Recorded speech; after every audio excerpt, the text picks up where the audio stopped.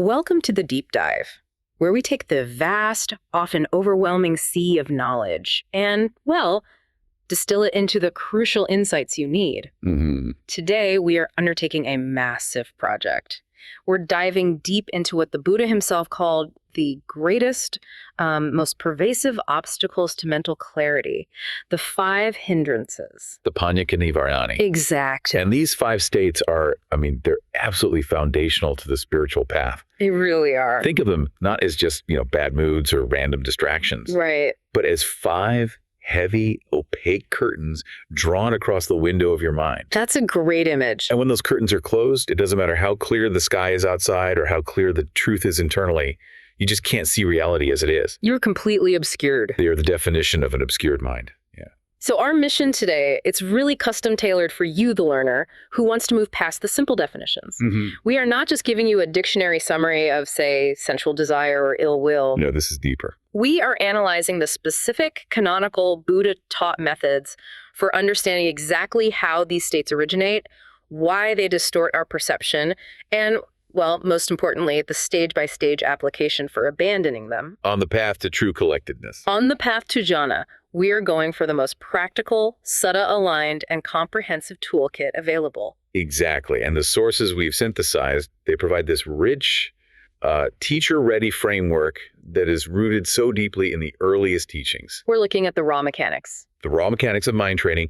And crucially, the sources all stress that this entire process is not about fighting or, suppressing unwholesome states. That's a huge misconception. It is. It's about the active cultivation of their opposites factors like joy, tranquility, and one-pointedness. So you're not chasing them out. You're not. You're starving them of the conditions that allow them to flourish in the first place. Okay, so before we pull back those curtains and start dissecting the methods, let's quickly name our 5 main characters, so to speak. In Bali and English. All right, just to make sure we're all on the same page. First, we have Kāmacchanda. Sensual desire. Then, Byāpāda. That's ill will or aversion. Third, Thīna-middha. Sloth and torpor. That classic heavy feeling. Then there's Uddhacca-kukkucca. Restlessness and remorse. The anxious mind. And finally, Vicikicchā. Doubt or perplexity. The one that keeps you stuck. These 5 are, you could say, your mind's chief productivity killers. Okay, let's unpack this. Let's do it. Let's start at the absolute beginning, because this is where the source material gets surprisingly specific and psychologically astute. How does this mental mess, these 5 major obstacles, how does it even begin? It's not just random thoughts, is it? Not at all. There's a very distinct traceable mechanism. And what is it? Well, what's fascinating here, and what our sources reveal as the primary root cause for all 5 hindrances, is a 2-part process. Okay. It begins with the personality view, or that ingrained sense of I or me, the self. And this immediately leads to the second part, creating expectations in the mind. Okay, that distinction, the personality view leading to expectation, that's a huge insight, but it's subtle. Can you unpack that connection for us? Think about the moment an experience happens.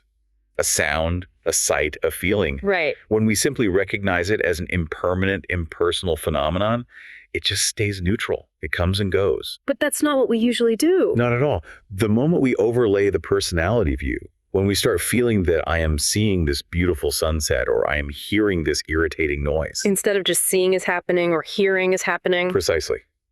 That established I immediately creates an urge. An urge to what, though? An urge to enjoy, to possess, to maintain, or to reject that object or feeling. We take on roles and designations. I am a person who enjoys silence, or I'm a person who deserves this pleasure. You create a story around the I. You do. And this self-referential framework immediately sets up an expectation. The sources suggest the unrisen hindrances arise precisely when one personifies with these emotions. Which leads to an emotional upsurge. An upsurge and these uneasy expectations to possess pleasure or, change pain. So if I see a luxurious object and my mind immediately goes, I must have that to be happy, I've done both things. You have. You've established a personality view and created an expectation. And if that expectation is delayed or denied, or maybe I lose the object, then suffering arises. And the mind defaults immediately into one of the hindrances. Either sensual desire, craving it more, or ill will, hating the barrier that's preventing me from having it. Precisely. If that expectation is not met, suffering arises. placing the mind squarely in the territory of the hindrances. So the key insight here is that the hindrances disappear when the mind doesn't create a personality view or expectations. That continuous, non-judgmental watching of the sense doors. Just seeing any event that creates a personality or an emotional upsurge. it allows them to just drop off. They just drop off. Wow. That makes the work of meditation less about fighting these mental states Less. and far more about dissolving the subtle self-reference that fuels the expectation in the first place.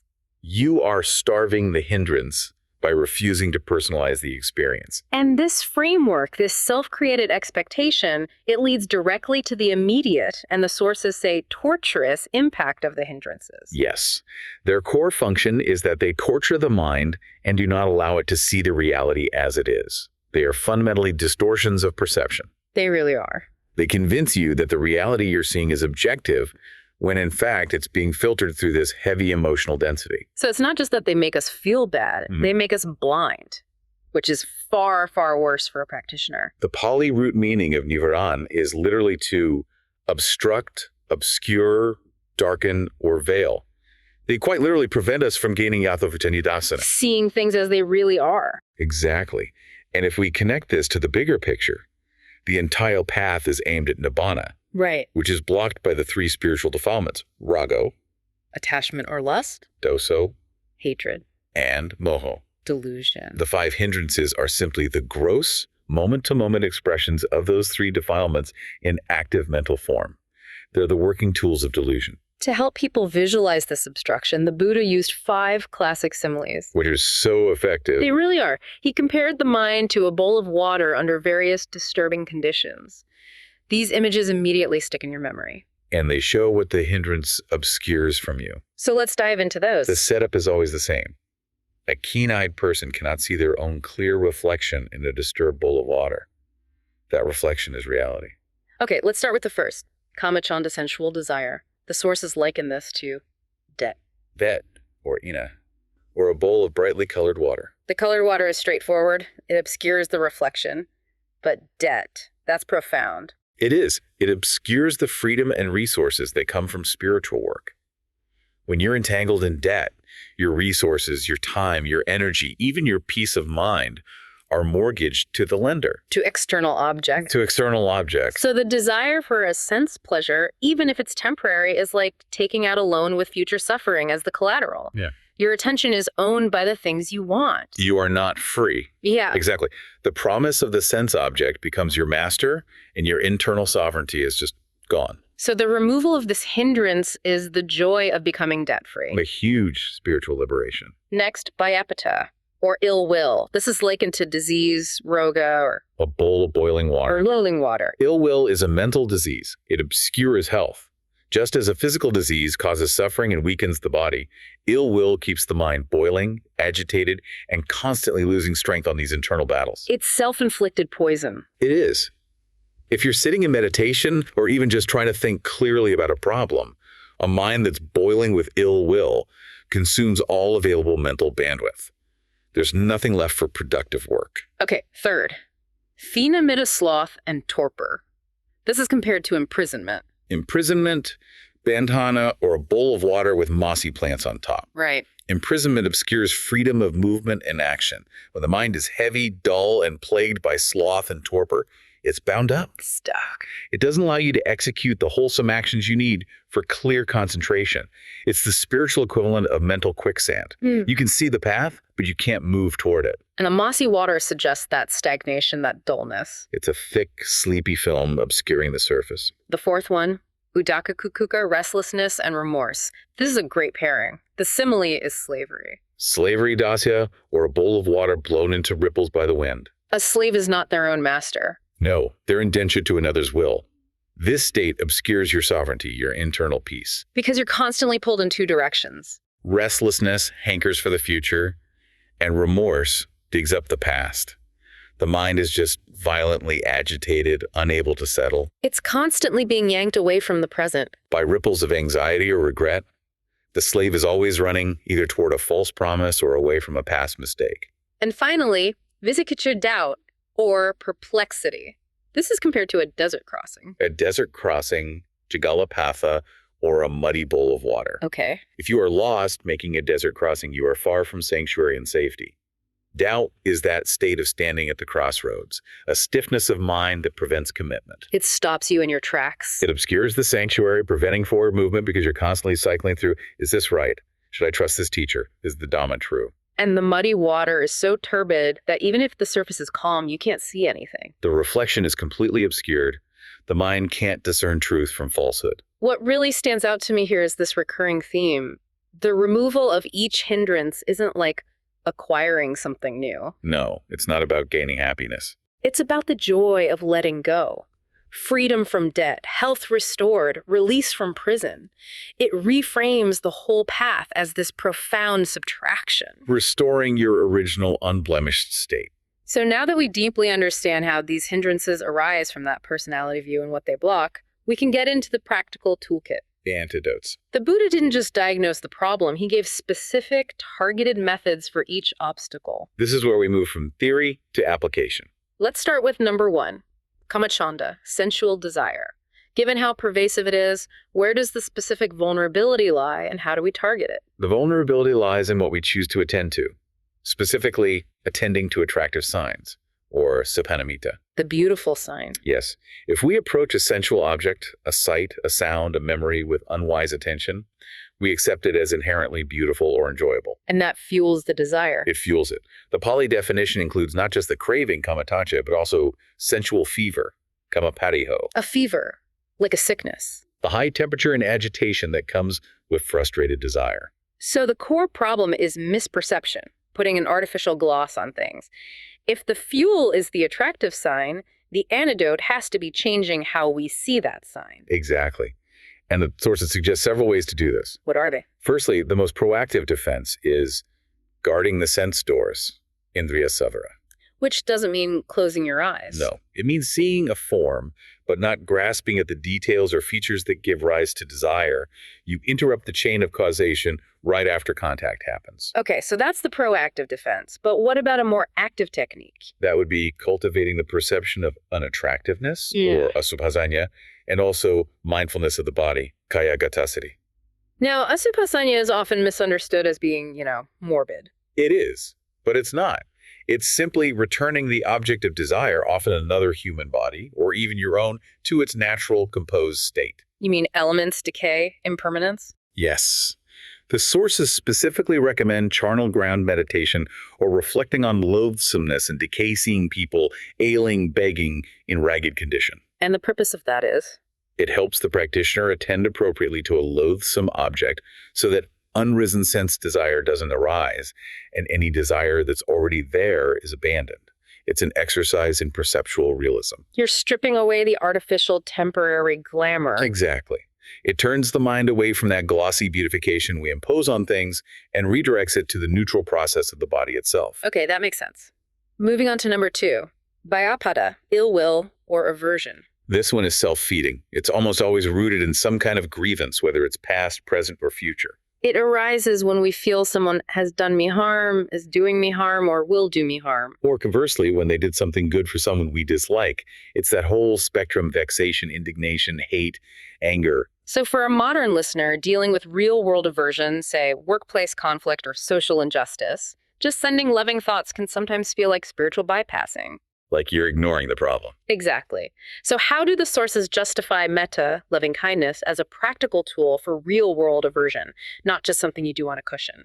That's a crucial question. And the canonical response is that metta isn't about ignoring the problem or endorsing bad behavior. It's not. It's about protecting your own mind from the corrosive effects of holding onto that heat. The boiling water. It's boiling water. It burns the container it's in. So the cultivation is twofold. First, the cultivation of loving kindness, metta bhavana, and compassion, kuri bhavana. Okay. And specifically, developing metta requires establishing this triple intention, which aims to remove the 3 core defilements. What's the intention? May I have no enmity, ahana vero homi, no malice, abhyabajo homi, and no spiritual defilements, indigo homi. So it starts with protecting yourself from these toxins. It does. It sounds like the core work isn't about fixing the other person at all. It's about securing my own mind's peace. Precisely. And the second part of the antidote is so powerful. understanding beings as owners of their karma. Kāmacchanda? Yes. If they act badly, they own the consequences of that action. By applying this understanding, you free yourself from owning their hostility. You realize holding on to their bad karma as your own mental poison serves no purpose. None at all. By establishing non-hateful thoughts, you abandon both arisen and unarisen ill will. The mind is released. Okay, next. Number 3. Thīna-middha, sloth, and torpor. We said this is a twin hindrance. It is. You have stolidity, thīna, which is the rigidity of the intellect, the citta, a kind of sticky mental clinging. And then torpor-middha, which is the somnolence or physical drowsiness of the senses and body. And this combined state, it leads directly to spiritual procrastination. To that deep disinterest in the work. Yes. Often expresses, you know what, I'll take a rest. I'll leave this practice until a future date. This feels like the spiritual fog of endless scrolling, low energy, low effort, high mental stickiness. What specific action wakes the practitioner up from that? You have to use methods that generate internal momentum. First, there's the perception of light, uddhacca-kukkucca. Which can be literal. It can be. Yeah. Looking at bright light, standing up, washing your face. But conceptually, it means summoning mental clarity and brightness. But most practically, it requires vigorously rousing effort and energy. The sources actually break this down into 3 types of energy, or dhatu. Okay. You have arambha dhatu, the beginning of effort. Mm-hmm. Then nikkama dhatu, the development of that effort. And finally, parakama dhatu, putting forth persistent, good effort. You have to start the machine, keep it running, and make sure it's running effectively. This really emphasizes the importance of posture and movement. Brisk walking meditation, that's a physical antidote, right? Absolutely. The body influences the mind. And maybe the most potent and mental antidote is the Buddha's law. Joy, piti, is incompatible with lethargy. Oh. Developing intense spiritual joy is the ultimate weapon against Thīna-middha.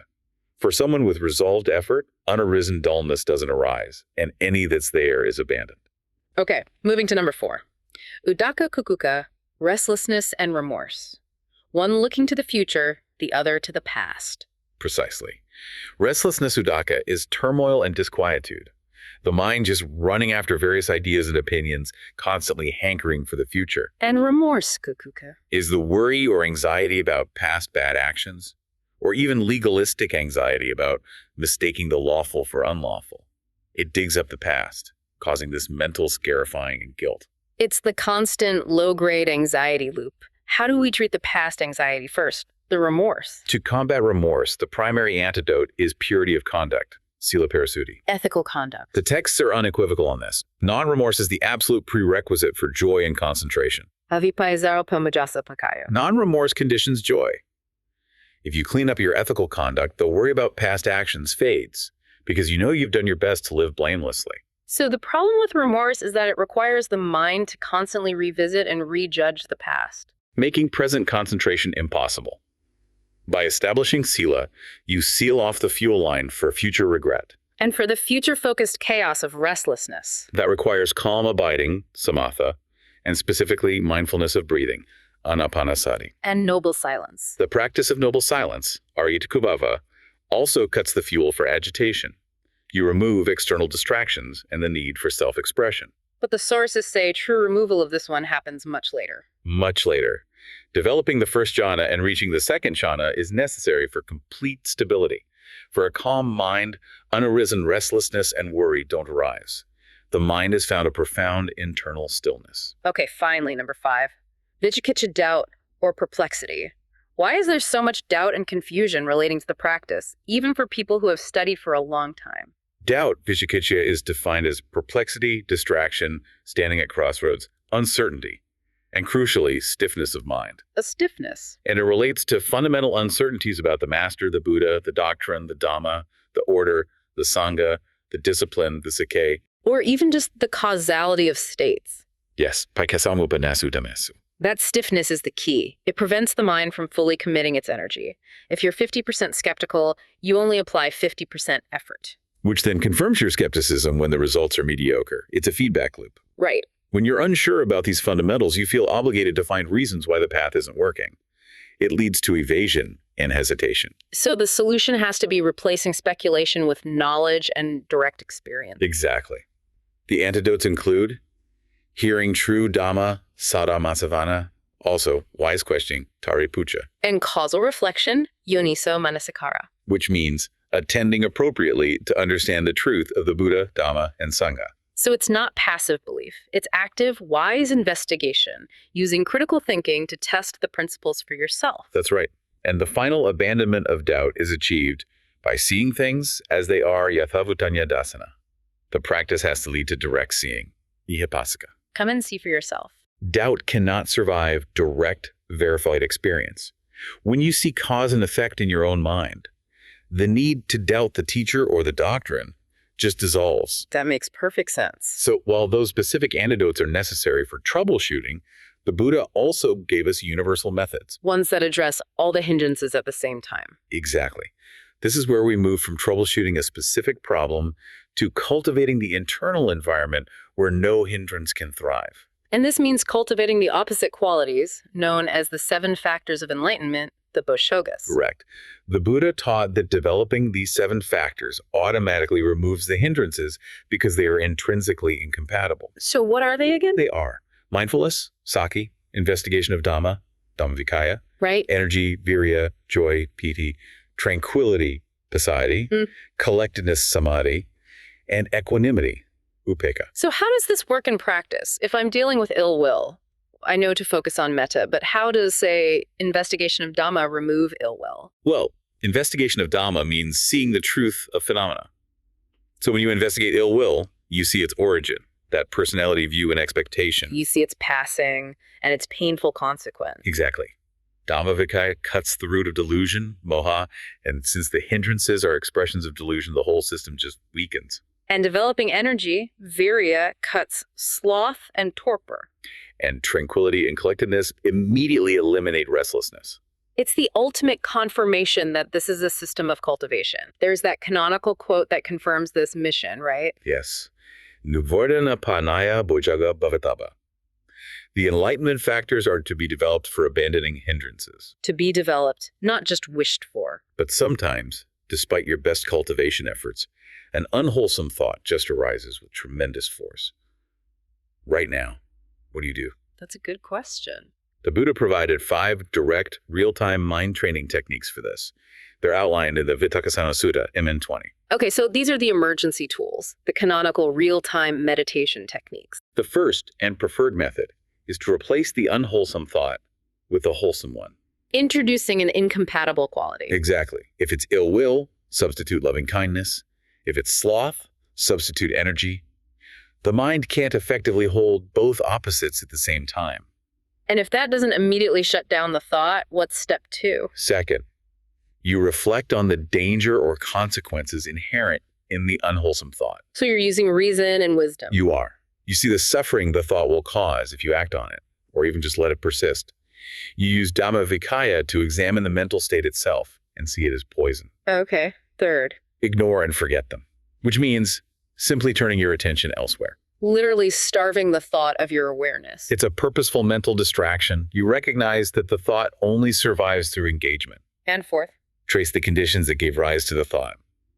This is deep investigative work. you look at the causal chain. What was the contact? What was the feeling? What was the perception that led to this? By seeing the dependency, the thought loses its rigidity and just falls apart. And if all 4 of those fail, which implies the mind is really gripped by some severe emotional momentum, what is the nuclear option? Fifth, Yeah. forcefully restrain the mind. Really forcefully. The Buddha likened it to a strong man holding down a weaker man or pressing the tongue hard against the palate to suppress a noxious thought. Wow.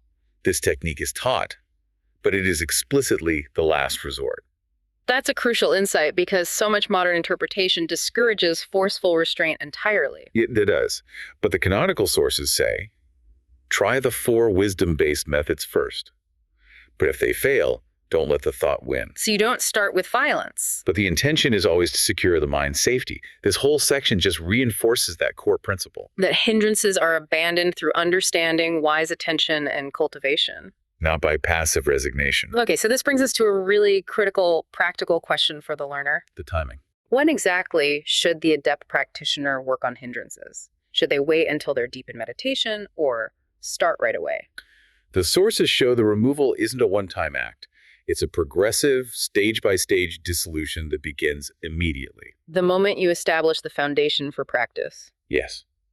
The path to deep meditation, to jhana, has clear prerequisites. What are they? You have to first establish noble ethics, sila, then noble sense restraint, noble mindfulness and situational awareness, and noble contentment.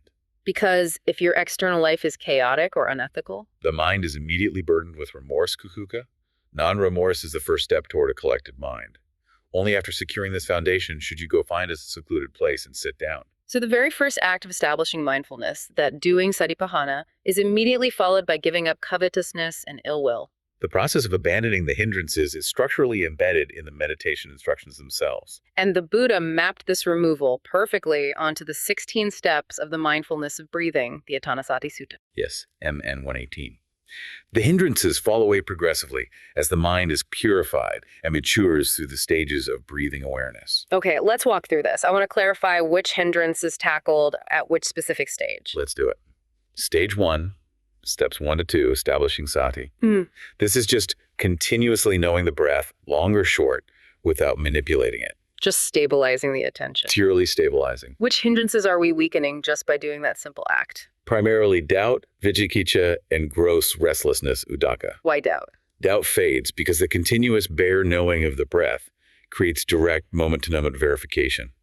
Experience replaces speculation. And restlessness. The mind, being forced to stay with the simple, present reality of the breath, stops wandering among all its conceptual views. Okay. Stage 2, steps 3 to 4, knowing the body. Here, attention shifts from just the nostrils to the entire embodied presence. Sabakaya payasaviti. Feeling the breath throughout the entire physical form. The pleasure that arises here becomes non-sensual, niramisa. Why is this internal shift so critical for the hindrances? This is a powerful transition. Sensual desire, Kāmacchanda, and ill will, Byāpāda, are significantly weakened here. Why is that? Because sense desire and aversion only survive when your attention is drawn to external attractive or repulsive signs, the nimitta. Right. By shifting attention internally to the body as your refuge, the mind withdraws its energy from the external world. The fuel for desire and aversion is cut off. The mind becomes self-sufficiently focused. Exactly. Stage 3, steps 5 to 6, piti and sukha. Recognizing joy and comfort, allowing the whole body to be pervaded by this spiritual rapture. This is the energizing phase. And this stage is absolutely lethal to sloth and torpor, Thīna-middha. It's destroyed completely here. Completely. Because joy, piti, is intensely energizing and fundamentally incompatible with lethargy. The mind is now upright, alert, and naturally glad. It cannot simultaneously be heavy and dull. You're deliberately cultivating the opposite factor. You are. Stage 4, step 7, calming kāyaskokāra. The breath becomes profoundly refined, almost imperceptible. The body becomes deeply tranquil and still. This is the moment the remaining subtle aspects of restlessness and remorse, Uddhacca-kukkucca, are destroyed. Why now? The mental agitation loses its fuel as the body and breath systems calm down. The remaining scattered thoughts have nothing to cling to. The sources call this the definitive turning point toward samadhi, The collected state. the threshold. So once we cross that threshold, we move into stage 5, Satanapassana steps 8-12, where the work focuses on the mind itself, gladdening, steadying, and releasing it. By this stage, you have achieved the samadhi necessary for jhana. All 5 hindrances are now absent. They are vicikicchā, Suppressed or held down. like pressing those mossy plants to the bottom of the water bowl. This is the nirvana-free mind collected, tranquil, and balanced achieved before the formal entry into jhana. And then finally, stage 6, Dhammanupassana steps 13-16. Now we introduce insight work. Seeing impermanence, fading away, cessation, relinquishment, anicca, viraga, nirodha, pañca. So here, the hindrances don't just subside. Their roots, the personality view and expectation, are understood and seen as suffering in the light of reality. This shows the whole thing isn't a single event. It's a continuous, structured purification process. This systematic purification brings us to the highest states of collection, the jhanas. So how has the Buddha explained the removal of hindrances through these absorbed states? What's the relationship? The Buddha is explicit and absolutely uncompromising on this. Jhana is fundamentally a state of absence. It's impossible if even one hindrance is actively present. It's possible. The very definition of entering the first jhana is seclusion from sensual pleasures and akusala dhamma. unwholesome states. meaning the five hindrances. So we have a clear diagnostic rule for the practitioner. If a hindrance, even a subtle one, is present, you are not in jhana. Doesn't matter how peaceful the mind feels. Calm does not equal jhana. Exactly. Stillness, without the complete absence of those five curtains, is just temporary calm. But the system is even more elegant. How so? The Buddha provided a one-to-one opposition between the five hindrances and the five jhana factors. Cultivating the factors is the method for destroying the hindrances. Okay, let's break down those pairings. This shows how cultivating the wholesome factor acts as the direct, incompatible opposite. So when you enter the first jhana, five factors are present, and these are the agents of removal. First, vitakka and vikara, placing and sustaining thought. Right. These two mental activities directly remove sloth and torpor. Now that seems counterintuitive. If I'm experiencing mental sluggishness, why would increasing mental activity remove it? Wouldn't that just cause more fatigue or restlessness? That's where wise attention, yoniso manasikāra, is key. The effort here is wholesome effort, focused exclusively on the unified meditation object. It's direct. It's directed. The sloth we feel outside of meditation is fueled by scattered, directionless mental effort. Vitakka and vikara are refined mental movements that are incompatible with dullness. They give the mind something meaningful to grip. Okay, next. Piti, or joy. This powerful factor directly removes ill will, Byāpāda. A hostile, agitated mind is inherently incapable of generating spiritual joy. And the presence of deep, internal, radiant joy instantly dissolves hostility and aversion. They can't coexist. Third, sukha, contentment or bliss. This directly removes sensual desire, Kāmacchanda. And the pivotal distinction here is that this bliss is nīvaraṇāni. Non-sensual spiritual bliss. Once the mind finds deep, reliable, internal bliss, the external pull of sensory desire, which is fundamentally fickle and unreliable, is completely nullified. Why chase the small, conditional pleasure of the world? When you have boundless, unconditional bliss right here internally. And finally, okagata, one-pointedness. This unifying factor directly removes both restlessness and doubt. Because a scattered or agitated mind cannot unify. And doubt prevents the necessary mental commitment. One-pointedness, by definition, is a mind that is neither scattered nor uncertain. The system is perfectly self-correcting. By cultivating the factors of jhana, you are definitionally removing the hindrances. And this cultivation continues as we progress across the four rupa jhanas. It's a process of refinement, stripping away what is still too coarse. So, before first jhana, we established all five hindrances are vicikicchā, temporarily absent. That's the minimum for access concentration. Yes, in first jhana, all five factors are present. The mind is energized, focused, bathing in piti and sukha. Then in the second jhana, what drops away here? Vitakka and vikara drop away. Placing and sustaining thought. This is highly significant What? because the mind has achieved a level of inherent stability where it no longer needs active mental effort to hold the object. Any remaining subtle restlessness is completely eliminated. And in the third jhana, Piti joy drops away. it's considered too coarse. Too coarse and energetic for this deeper stage, it still has a vibration. So it leaves only profound sukha, bliss, and uddhacca, equanimity. The bliss is calmer, softer. And in the fourth jhana, Sukha drops away. leaving only. Purified equanimity and pure mindfulness. The feeling of bliss is gone because even that is seen as a condition to be abandoned. The mind reaches its cleanest, sharpest platform, ready for insight. The entire progression is a systematic purification. The definition of meditative depth is the refinement of the mind away from these gross obstacles. If jhana is a highly refined telescope. The hindrances are fingerprints, dirt, mold, condensation on the lens. And you can't just wipe the lens, that's suppression. You have to clean the air cultivation so they don't reappear.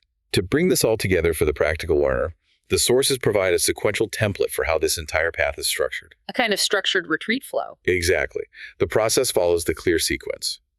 Sila invarpahana, samadhi yathavutanyo apimuti. So, days 1 and 2, the foundation, you focus on sila, ethics, and sense restraint. This is non-negotiable. This early work immediately addresses the roots of remorse and gross restlessness.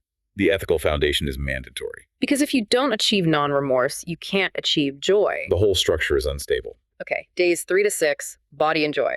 Focus on anapanasati, steps 1 through 6. This is the intensive phase of hindrance removal. By establishing the body as the refuge, you're actively abandoning sense desire and ill will, and completely destroying sloth and torpor, as that spiritual joy, piti, emerges and saturates the mind. Day 7, the threshold. Calming the breath, kaya-sahara. This is the day dedicated to achieving the samadhi threshold. By calming the breath, you destroy the remaining subtle restlessness and remorse. This is the moment the mind is ready. And on days 8 and 9, abiding. Access, first jhana. The mind is now unified, and critically, all 5 hindrances are absent. The purpose of abiding is stability, the pleasant dwelling here and now. And only then, on day 10, is insight introduced. Crucially, insight must only operate once the mind is unified and hindrance-free. Insight without a clean, stable mind is fragile and often misinterpreted. The mind has to be clean and ready to see reality without distortion. Exactly. So what does this massive, comprehensive deep dive into the 5 hindrances mean for you, the learner? I think the core takeaway is this. The goal of the spiritual life is not to fight 5 external enemies. No. It's to systematically cultivate the opposite, inherently wholesome virtues, the bojjhagas and the jhana factors. We've seen that the path laid out in the earliest teachings is so clear and sequential. Start with ethical purity, which leads to non-remorse, Which leads to joy. which leads to tranquility, and finally to collectedness. The presence of any of the 5 hindrances acts as the ultimate self-diagnosis tool. It tells you exactly which wholesome quality is missing or what expectation is active, guiding your practice right back on track. It's the ultimate closed-loop system of self-diagnosis and remedy. You're never lost if you can just identify which curtain is obscuring your view. And we can summarize the entire mechanism with the Buddha's final summary on collectedness. Samaite yatabhuta bhajanati. When the mind is collected, unified, and free from hindrances, one truly knows things as they really are. That's the goal. Now, for our final provocative thought, something for you to carry into your day and into your next meditation session. If the state of jhana is fundamentally defined by the absence of the 5 hindrances, And those hindrances arise from that subtle personality view, creating expectations. ask yourself this. What specific, subtle expectation or personality view do you currently hold that is keeping one of these 5 curtains closed? And encourage daily reflection using that simple check offered in the sources. What condition supported calm today? That cause and effect reflection is Dhammavicaya in action. And the surest way to abandon the hindrances Find the condition for the wholesome, and the unwholesome will find no purchase.